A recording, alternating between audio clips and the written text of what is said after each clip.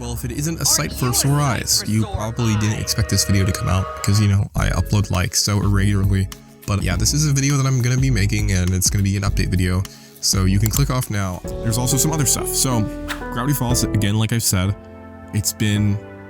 people have been definitely having an expectation that there is something more after the fire, right? Like there's something more after, and even me, like I put out my own interpretation, which was like him being trapped in this like limbo or whatever, where it was the nightmare realm, but like the dimension of the nightmare realm was like, after the show ended, everyone was wondering like, oh yeah, well, where do we go from here?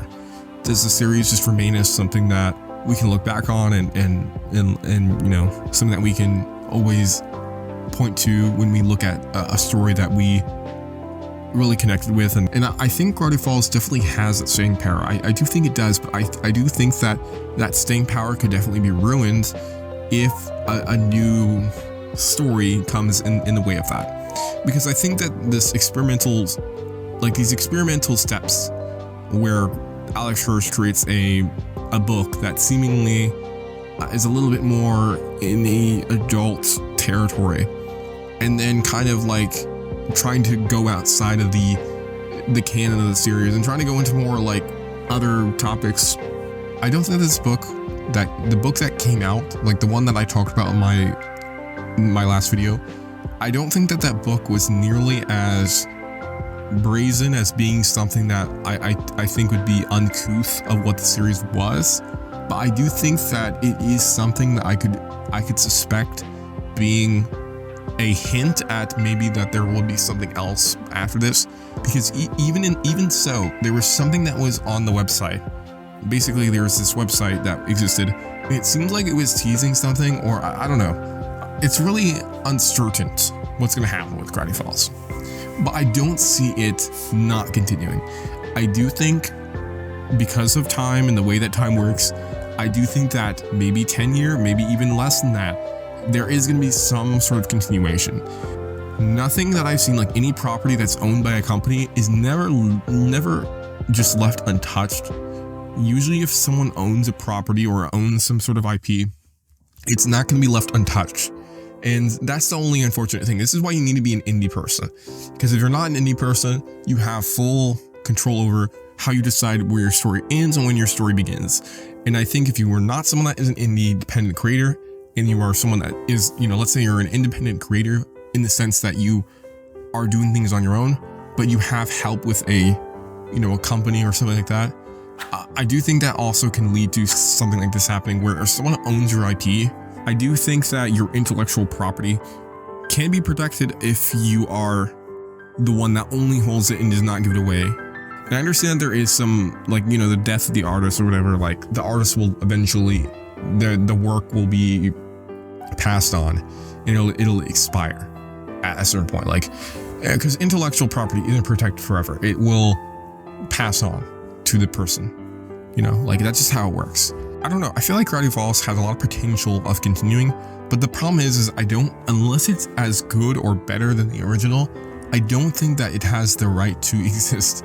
Because if it does have the right to exist, then all the things that Alex Hirsch set up to do with creating a story that starts from finish to end and conveys what he wants to convey, because he said that he ended the show on his terms, meaning that he was content with the result that he had.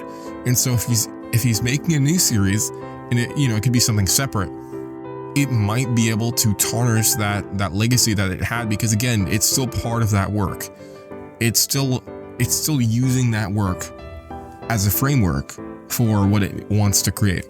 And so that's why I think it's something that he needs to really think about, if it's something that he should continue and not just something that he needs to continue. Authors' decisions will ultimately affect the future of the series and how people can connect with it. Because if they end up making a new thing that just kind of is not as faithful to the original series and also kind of not as good, then I think people will not respect it. And I think people will see that what was special now the result of something that has been just not, I don't know. I guess that's just how I see it.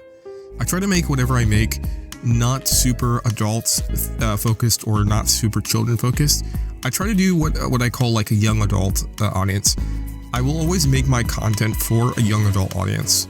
And because it exists between this like twilight period between being an adult and being a child. And that's why I always tend to make my content like that, because it can serve for anybody. Like, because I'm making a show, right? The Trifect Show. This is the channel of the Trifect Show. I'm trying to make a show. Obviously, it's an indie series. It's an independent series, but it's something that I've been trying to make with 2 other people. Over time, our relationship has kind of definitely drifted apart, and that's kind of what the show is about. So it's kind of like this weird thing where, like, art will kind of, I don't know what the word would be. Art would be like paralleling with reality in that sense. And I understand that there is a lot of difficulty that comes with trying to juggle different things in your life, especially people that now only exist on the internet and not in your real life. Maybe they feel like they're as close as they were before, but when I have the bravado to just kind of like put this on a YouTube channel, you know that I'm trying to say something. I'm trying to be like, hey guys, I really want to, you know, have more interaction with each other. I feel like I feel like there's a bit of strain on this relationship that we have, not only as a unit, but just as like on an individual basis. I feel like if they're going to be removed from me, like, you know, they're going to be distant from me, withdrawn from me, that's their issue. That's not my issue. There's no anger behind these words. Just because you're not doing anything wrong doesn't mean that you couldn't be doing anything better, is what I'm saying. And I think that they could be doing things that would, I think, really define them as a person. And it's such a good thing to have friends. I feel like people don't understand it, and they kind of deprioritize it. They don't understand how much that matters, you know, to have people around you that mean well and that try to be a beacon of light in your life. I feel like people don't understand that, and they think that, oh, well, I can just go on to the next person. I can just move on to this. I can just go on to this.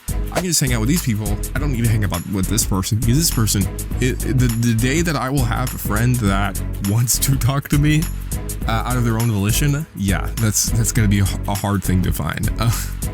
But anyway, brung a lot of bad things on myself by how I've been acting.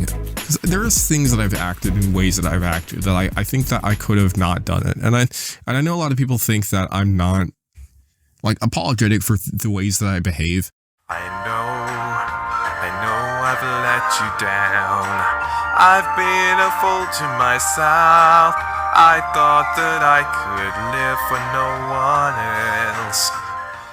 Because I don't say it, but the reason why I don't say it is because I'm the kind of person that doesn't say when I'm like sorry or something.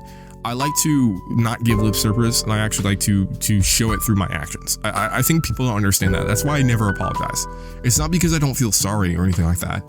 It's just because I like to demonstrate it within my own actions, rather than it being something that is, you know, it should be evident in the way that I act, rather than something that is just saying, because anyone can say anything. They could say whatever they want. They could say, oh, I'm sorry, but then not actually mean it. So whenever I say sorry, I want to actually mean it.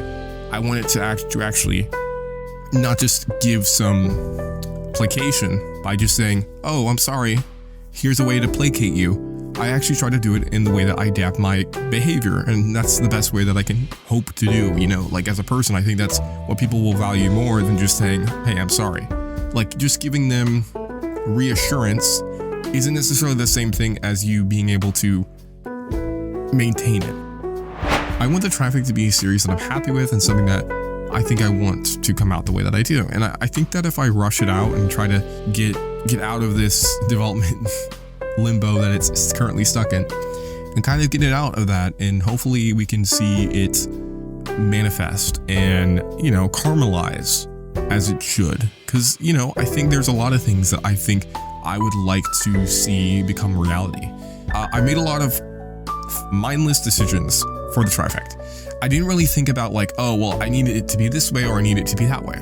And I think it's because I was always adjusting to whatever I felt at the time. Like, oh, well, I need this because I need this, or I need this because I need this. I've kind of just been doing like, oh, well, I know I need this, so I'll just do this. Or I know, you know, I didn't really have a full game plan or full, you know, it's more about like prioritizing necessity, right? Like, do I need this? No. I could have waited till later. You know what I mean? Like, so that's the problem with the series, is I think I always set myself up for, it's like, well, I need this, I need that, I need that, I need that. I just kind of have an idea and I'm like, okay, well, this is what the idea that we want to do. We should make it this way. Alrighty, so So yeah, anyway, I want to wrap up this video and sort of just talk about this last thing. After kind of the whole Gravity Falls talk, I want to talk about this last thing, just for everybody. So I've been working on a new video. It's my first scripted video, by the way. It's going to come out, I don't know when, but it's going to come out eventually. It's about heroes and villains, and I'm really how a hero sort of functions in a story and how a villain will function in a story, and how this interpretation of good and evil can change and morph, and maybe even not represent what good and evil is supposed to be.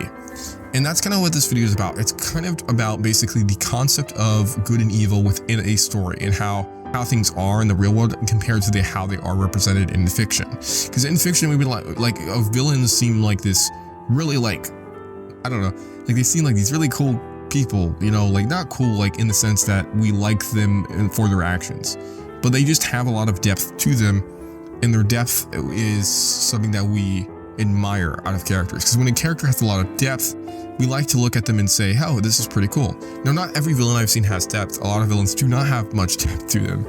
And I think that's also an appealing factor too, is when a villain has little depth. It makes them this incomprehensible thing that we can't confront. You know, these ideals that we have around heroes and villains, I think, are very interesting in how our perceptions are around a villain and a hero, and how they interact with another, and this kind of dynamic that we see in fiction. Look forward to that if it does come out, and I hope that you continue watching this channel, because there's been some big things that I've been trying to put along the way, and so I hope that you stick around for the ride.